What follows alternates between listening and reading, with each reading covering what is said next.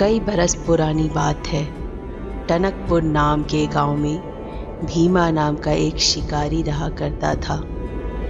एक दिन की बात है, गांव के पास के जंगल में वो शिकार की तलाश में घूम रहा था। अचानक उसकी नज़र एक बाज पर पड़ी। भीमा ने देखा कि वो बाज सोने का है।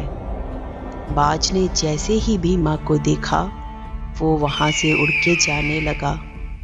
भीमा भी उसका पीछा करने लगा।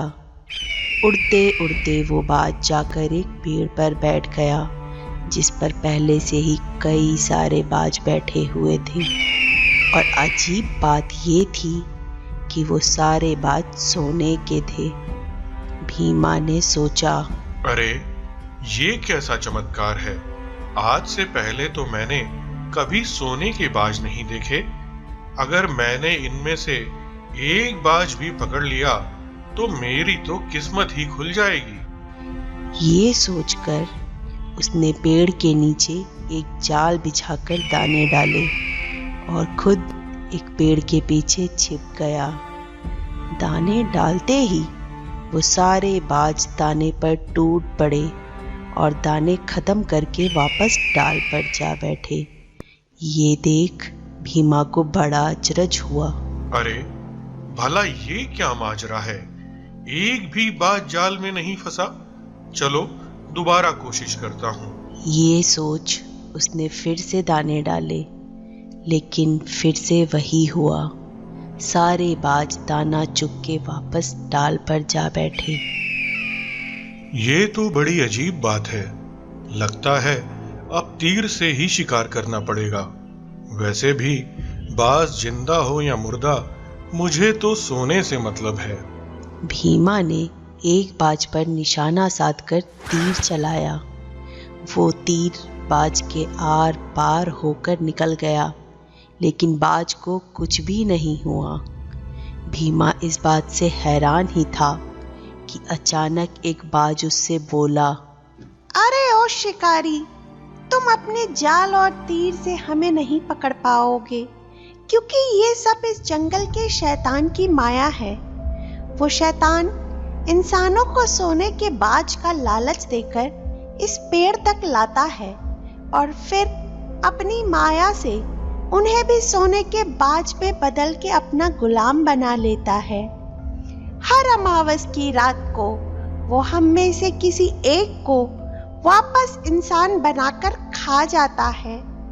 जान बचाना चाहते हो तो फौरन यहाँ से चले जाओ, वो शैतान आता ही होगा। तभी अचानक जंगल में बड़ी जोर की हवा चलने लगी और भयानक आवाज सी आने लगी।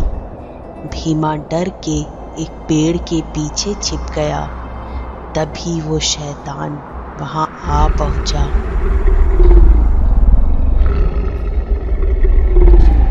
ये क्या, आज भी कोई शिकार नहीं फंसा अब तक? कहीं ये तुम लोगों का किया धरा तो नहीं है? नहीं मालिक, हमने कुछ नहीं किया। हम तो आपके गुलाम हैं। हाँ, और किसी भी गुलाम ने चालाकी की तो अमावस से पहले ही अपनी जान से हाथ धो बैठोगे।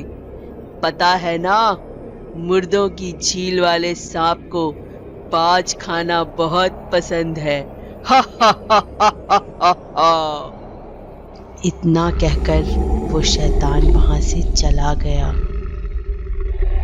तब भीमा ने बाज से पूछा, ये मुर्दों की झील वाला सांप कौन है? यहाँ से 4 कोस दूर एक झील है जो दिन में बिल्कुल साफ रहती है, लेकिन पूरे चांद की रात को झील के बीचों बीच एक विशाल सांप प्रकट होता है, जो एक बड़े से अंडे की हिफाजत में बैठा रहता है। इस शैतान की जान उसी अंडे में बसी है। अगर कोई सांप को मार के उस अंडे को फोड़ दे तो शैतान मर जाएगा और हम सब आजाद हो जाएंगे।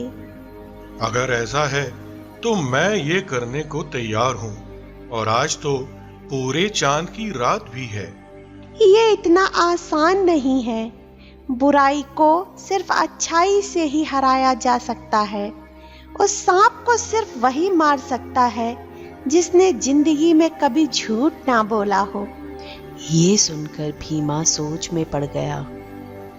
वैसे तो मुझे याद नहीं पड़ता कि मैंने कभी झूठ बोला हो, लेकिन ठीक ठीक कहना मुश्किल है। कुछ भी हो, मुझे इनकी मदद करनी ही चाहिए। ये सोचकर वो मुर्दों की झील की तरफ चल पड़ा। वहां पहुंचकर उसने देखा कि झील बिल्कुल साफ है। वो वहां पूरे चांद के निकलने का इंतजार करने लगा। रात होते ही झील के बीच से एक विशाल सांप प्रकट हुआ, जो कि एक अंडे की हिफाजत में बैठा हुआ था। मौका देखते ही भीमा ने निशाना लगाया। संकट कटे मिटे सब पीरा, जो सुमिरे हनुमत बलबीरा। और तीर छोड़ दिया। तीर जरा सी दूरी से निशाने से चूक गया और वो सांप गुस्से से भीमा की तरफ बढ़ने लगा। भीमा डर के वहां से भागा और एक चट्टान के पीछे छुप के बैठ गया। उसने तीर कमान पर चढ़ाया ही था कि तभी वो सांप वहां आ पहुंचा। भीमा ने एक बार फिर निशाना लगाया। तीर सीधा सांप के फन पर लगा और वो फौरन ही ढेर हो गया। भीमा झील के पास पहुंचा और एक बार फिर से तीर चढ़ाकर अंडे पर निशाना लगाकर छोड़ दिया। तीर लगते ही अंडा एक धमाके के साथ फूट गया और शैतान मरकर वहीं आ गिरा। शैतान के मरते ही उसकी माया खत्म हो गई और सारे सोने के बाज वापस इंसान के रूप में आ गए। वो सब भीमा के पास पहुंचे और उसका बहुत बहुत शुक्रिया किया।